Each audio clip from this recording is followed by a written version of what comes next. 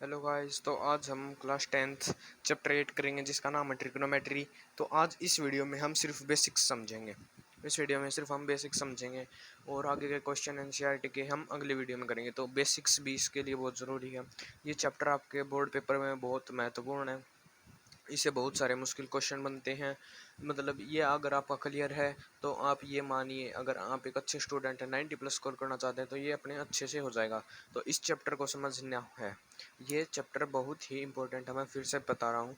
तो सबसे पहले हम एक इस चैप्टर में सबसे ज़्यादा यूज़ होता है अपने इस राइट एंगल ट्राइंगल का। राइट एंगल ट्राइंगल 90 डिग्री अगर हम यहाँ मान लें ए, अगर बी पे हम राइट एंगल ट्राइंगल मान लें, ठीक है। तो इस पे हमारे पास कुछ रेशियोज होते हैं। रेशियोज जैसे कि रेशियो हमारे 6 होते हैं। Sine cos tan, sine cos tangent, cosec, sec और कोट, ये अपने इसके रेशियोज हैं, ठीक है। साइन की वैल्यू होती है अपने, इसके लिए एक अपनी ट्रिक भी है।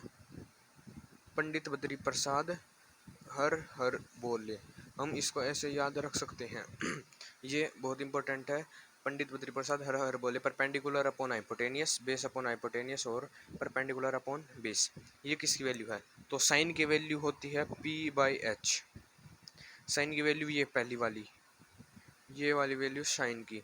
इससे अगली वैल्यू अपनी कोस की, और उससे अगली वैल्यू अपनी टेंजेंट की। तो कोस की वैल्यू क्या हो जाएगी अपने b/h, और टेंजेंट की वैल्यू p/b। टेंजेंट की वैल्यू हो गई अपने p/b, ठीक है। अब जो ये नीचे के तीन रेशियोज और बच गई, इनकी वैल्यू क्या होगी? तो इनकी वैल्यू होगी इनका रेसिप्रोकल। जैसे कोसेक की वैल्यू हो जाएगी h/p, क्योंकि कोसेक साइन का रेसिप्रोकल होता है सेक h/p, और कोट b/p, b/p, ये कोट की वैल्यू होगी, ठीक है। तो अब हम इस ट्रायंगल से देखते हैं ये वैल्यू कहाँ कहाँ पुट हो सकती है। सबसे पहले हमको एक चीज़ और जान लेनी है, बेस और हाइपोटेनियस किसी एक पर्टिकुलर एंगल से कितना होगा। जैसे कि अगर हमसे एग्जामिनर पूछ लेता है एंगल सी के रिस्पेक्ट में परपेंडिकुलर कौन सा है, तो एंगल सी के रिस्पेक्ट में जो इस एंगल के अपोजिट जो साइड है वो होती है परपेंडिकुलर। एंगल के साइड में जो साइड अपोजिट है वो परपेंडिकुलर। जिस पे एंगल बना है वो अपने बेस, और जो लॉन्गेस्ट साइड है वो अपने हाइपोटेनियस। अब एंगल ए की तरफ से करें, अगर एंगल ए की तरफ से देखें तो इसके अपोजिट साइड है बी सी, तो ये अपने परपेंडिकुलर हो गई। और इसके साथ साइड में ये साइड है तो ये अपने बेस हो गई। और हाइपोटेनियस तो हाइपोटेनियस ही रहती है। ये थे अपने कुछ एक्सरसाइज 8.1 के बिल्कुल स्टार्टिंग से बेसिक, ठीक है। इसके अलावा हमें बहुत कुछ पढ़ना है। हमको टेन की वैल्यू, टेन स्क्वेयर, ठीक है। तो इसके लिए मैं आपको एक चीज़ और बताता हूँ, तीन आइडेंटिटीज हैं हमारे पास। तीन आइडेंटिटी होती हैं जो कि हमारी बहुत यूज आएंगी अगली 8.2 8.3 में, ठीक है। ये जो बेसिक है ये अपना कंप्लीट 8.1 का बेसिक है। 8.1 में ऐसे क्वेश्चन बनेंगे, ठीक है। मैं आपको एक क्वेश्चन भी बता देता हूँ फॉर प्रैक्टिकल, ठीक है। तो हमारे पास जैसे अब ये क्वेश्चन है, इसमें हमको दिया गया कि ए बी सी एक राइट एंगल ट्राइंगल है जो कि बी पे राइट एंगल है। ए बी की लेंथ अपने पास 24 सेंटीमीटर है और बी सी की लेंथ अपने पास 7 सेंटीमीटर है, ठीक है। अगर हमको अब इसमें फाइंड क्या करना है, हमको इसमें फाइंड करना है साइन ए, कोस सी, साइन सी और कोस सी। मैंने इन सब के फॉर्मूले यहाँ पे लिख दिए हैं। तो ठीक है, साइन ए का फॉर्मूला होता है परपेंडिकुलर अपॉन में हाइपोटेनियस, ठीक है, ये लिख रखा। तो इस पे हमारे पास परपेंडिकुलर तो है 24, लेकिन हमारे पास हाइपोटेनियस नहीं है। तो पहले हम ये हाइपोटेनियस ये फाइंड कर लेंगे, हाइपोटेनियस। तो इसको फाइंड करने के लिए हम पाइथागोरस थ्योरम यूज़ करेंगे जो होती है h² = b² प्लस में परपेंडिकुलर स्क्वायर, ठीक है। हाइपोटेनियस हमको फाइंड करना, तो ये हाइपोटेनियस इस साइड, बेस का स्क्वायर, बेस हमारे पास ये है 7, 7 का स्क्वायर 49 प्लस में अपने पास फिर क्या आता है परपेंडिकुलर, परपेंडिकुलर है ये ए बी 24, 24 का स्क्वायर होता है 576, ठीक है। अब जब हम इनको ऐड करेंगे तो ये अपने पास बनेगा 625, ये बनेगा 625, ठीक है, h²। अब हम दोनों साइड रूट ले लेंगे, तो रूट स्क्वायर से रूट कैंसिल, और 625 किसका होता है 25 का। तो हमारे पास ये लेंथ आ गई है 25 सेंटीमीटर। ये अपने पास आया पाइथागोरस थ्योरम से। ठीक है, 25 AC हाइपोटेनियस आ चुकी है। तो अब हमको फाइंड करना है साइन ए। ठीक है, साइन ए एंगल ए के रिलेशन में, तो एंगल ए के सामने परपेंडिकुलर होगा, तो एंगल ए के अपोजिट में है BC, तो BC अपॉन में, ठीक है, परपेंडिकुलर अपॉन हाइपोटेनियस है AC, जो कि हो जाएगा 7 अपॉन में 25 साइन ए। अब फिर बात है कोस ए की, ये था साइन ए, कोस ए।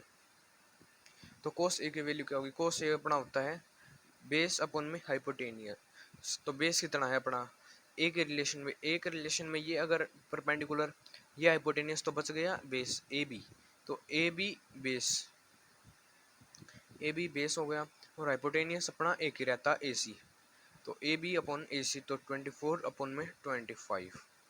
ठीक है, कोस ए हो गया। फिर हम करते हैं साइन सी, साइन सी, साइन इस एंगल से रिलेशन में, अगर हम इस एंगल के रिलेशन में देखें तो साइन की क्या वैल्यू होगी, साइन ये साइन सी के एंगल, तो साइन के लिए ये अपोजिट हो गया अपने परपेंडिकुलर, परपेंडिकुलर हो गया अपना ए बी अपना परपेंडिकुलर हो गया। फिर हमको चाहिए हाइपोटेनियस, हाइपोटेनियस एक ट्रायंगल की एक ही रहती है, तो इसलिए ए सी। बेस और परपेंडिकुलर चेंज हो सकते हैं लेकिन कभी हाइपोटेनियस चेंज नहीं होगी, तो इसलिए ए बी अपॉन में ए सी। ठीक है, साइन सी की वैल्यू आ गई। फिर इसने पूछा अपने से कोस सी, सी के पॉइंट ऑफ व्यू से हमको कोस सी फाइंड करना है। कोस सी, कोस की वैल्यू क्या होती है बेस अपॉन हाइपोटेनियस। सी यहाँ पे सी ये बना हुआ है बी सी पे, तो बेस हो गया बी सी अपॉन में हाइपोटेनियस हो गया ए सी। ठीक है, ये हो गया कोस सी। अब हम इनको सोल्व करते हैं, तो A B upon A C, A B upon में ए सी 24 अपॉन 25। ठीक है, साइन सी, साइन सी की वैल्यू 24 अपॉन में 25। ठीक है, फिर अपने पास कोस सी, कोस सी की वैल्यू बी सी अपॉन में ए सी, तो 7 अपॉन में 25। ये एक इसका सिंपल सा एग्जाम्पल था जो आज हमने पढ़ा था, और ये इसका बेसिक का सबसे सिंपल एग्जाम्पल है, और ये आपका एनसीईआरटी का क्वेश्चन नंबर पहला भी है। ठीक है, तो और आगे हम समझते हैं। अब 8.1 के हमारे पास कॉमन सारे हो चुके हैं। फिर अब मैं बताता हूँ आपको एक टेबल जो कि साइन के वैल्यू को उसकी value at different of ratios, मतलब डिफरेंट रेशियो मतलब थीटा की वैल्यू पे क्या होगी, तो उसके लिए हम चलते हैं अपने नेक्स्ट शीट पे। तो अब हम टेबल बनाने के लिए, वैल्यू फाइंड करने के लिए अब हम टेबल बना लेंगे। तो टेबल टेबल कुछ इस प्रकार बनानी है, लाइन थोड़ी टेढ़ी मेढ़ी तो थोड़ा एडजस्ट कर लेना। ठीक है, तो अब हमको करना क्या है, हमको कुछ नहीं पता, मतलब कि किस तरह क्या होएगा, हमको सिर्फ ऐसे पता 0 डिग्री 30 डिग्री 45 60 और 90 पे क्या क्या वैल्यू होंगी साइन को।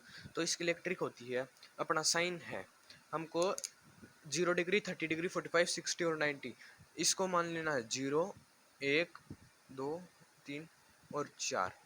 ये हमने ऐसे ही इसके ऊपर लिख लेने हैं, और इनको डिवाइड कर देना है 4 से, डिवाइडेड बाय 4, और इनका कर देना है रूट, कंप्लीट इसका रूट कर देंगे हम। ठीक है, अब हम इसको सोल्व करेंगे तो हमारी वैल्यू साइन की वैल्यू हमारे पास आ जाएगी। ठीक है, तो साइन की वैल्यू क्या आएगी, तो 0/4, 0/4 क्या होता है 0 है, और 0 का रूट होता है 0, तो साइन 0 पे साइन की वैल्यू आ गई 0, साइन 0 पे साइन की वैल्यू आ गई 0। फिर साइन 30, ठीक है, 1/4 का रूट, 1 का रूट 1 और 4 का रूट 2, तो इसका बन जाएगा अपने पास, तो इसका रूट बन जाएगा अपने पास 1/2, 1/2 30 डिग्री की वैल्यू आ गई। फिर 45 पे, 45 होता है 2/4, तो रूट करेंगे 2 का रूट 2 रखेंगे, 4 का रूट हो जाएगा 2, 2/2, तो इसका आंसर आएगा 1/1 रूट 2 आएगा इसका आंसर 1/2, क्योंकि 2 से 4 कैंसिल 1/2, और इसका रूट करेंगे तो 1/2, 1 का रूट 1, तो इसका आंसर आएगा 1/√2। ये बहुत इंपॉर्टेंट टेबल है, इसको थोड़ा ध्यान से समझ लेना, ये आपके एग्जाम में बहुत काम आएगी, मतलब कि आगे के एक्सरसाइज में सारा काम इसी से होगा। तो ये आ गई 1/2।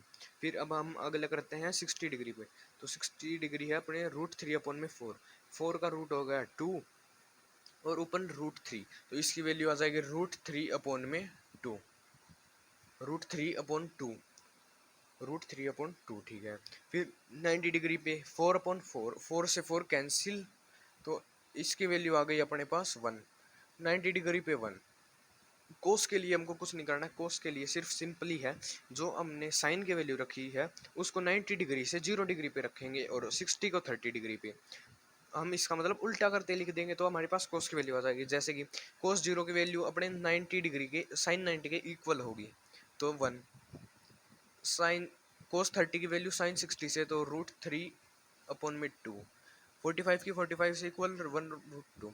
60 की इक्वल 30 से, 60 की इक्वल अपनी होगी 30 से 1/2।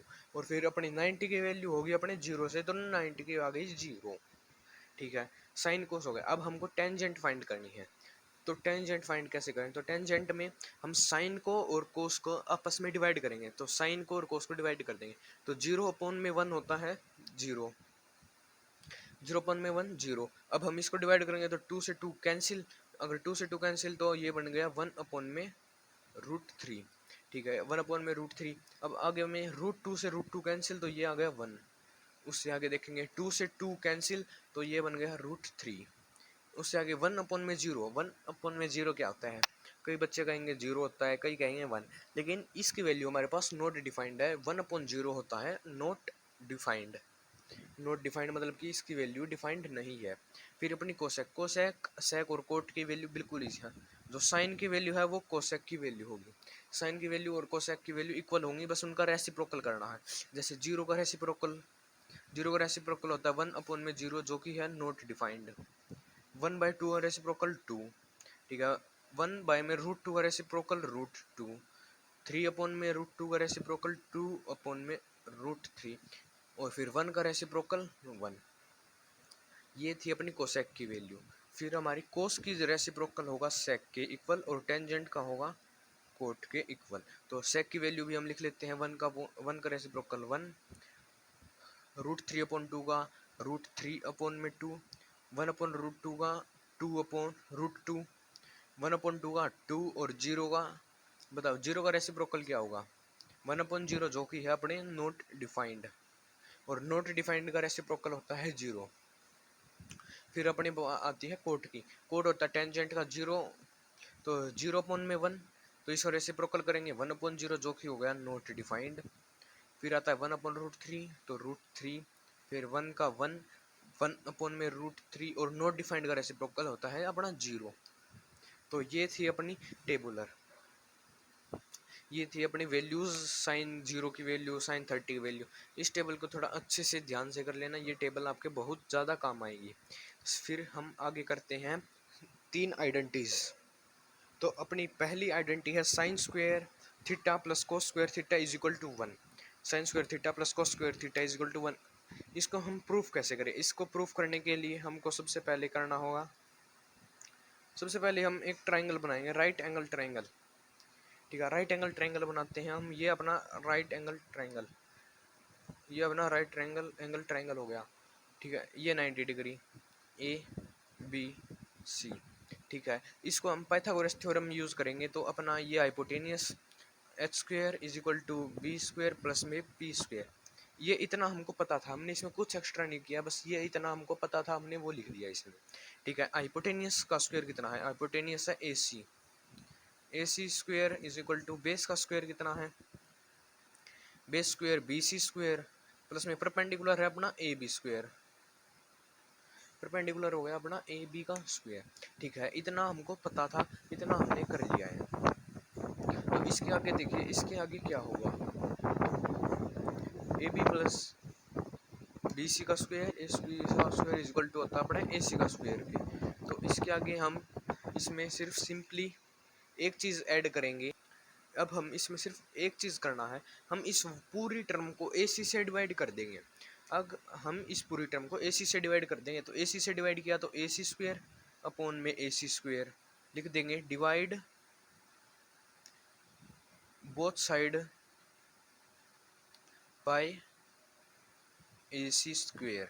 हम दोनों साइड डिवाइड कर देंगे ए सी स्क्वेयर से, तो ए सी स्क्वेयर अपॉन में A C square is equal to B C square upon में ए सी स्क्वेयर प्लस में ए बी स्क्वेयर अपॉन में ए सी स्क्वेयर, ठीक है, इतना कर लिया हमने। तो अब देखो ए बी स्क्वायर प्लस में B C square, A B square plus में बी सी स्क्वायर अपन में A C square equal to A C square. तो अब हम क्या करेंगे, तो अब हम करेंगे, तो अब देखिए इसमें ए सी स्क्वायर अपन में ए सी स्क्वायर है तो ये कैंसिल हो गया, ये कैंसिल हो गया, तो यहाँ पे आ गया 1। तो अब देखिए बी सी स्क्वायर अपन में ए सी स्क्वायर और ए बी अपन में ए सी। तो बी सी अपन ए सी क्या होता है, बी सी अपन में ए सी मतलब कि बेस अपन में हाइपोटेनियस, बेस अपन में हाइपोटेनियस इक्वल होता है कोस के, कोस थीटा के। अब इसकी स्क्वायर दोनों की जगह स्क्वायर है तो यहाँ पे कोस भी स्क्वायर आएगा। फिर आता है अपना ए बी प्लस ए सी।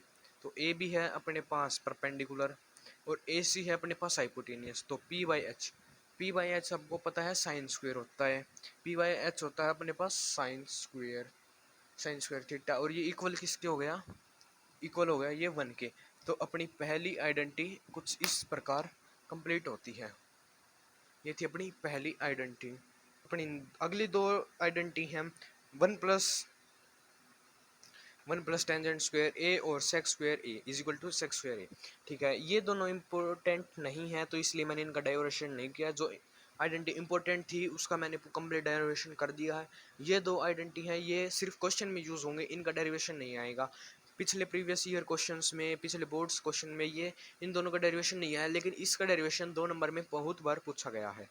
ये अपने को सैम्पल पेपर में मिलते हैं, बोर्ड्स के एग्जाम में मिलती है, इसलिए मैंने ये करवा दी है। इन दोनों का इतना महत्व नहीं है, लेकिन आप इनको याद ज़रूर रखें, ये क्वेश्चन सॉल्विंग में बहुत हेल्प करेंगे। तो आज की वीडियो में हमने कंप्लीट बेसिक्स कर लिए हैं, तो अब हम अगली वीडियो में करेंगे 8.1 exercise complete. Thank you for watching.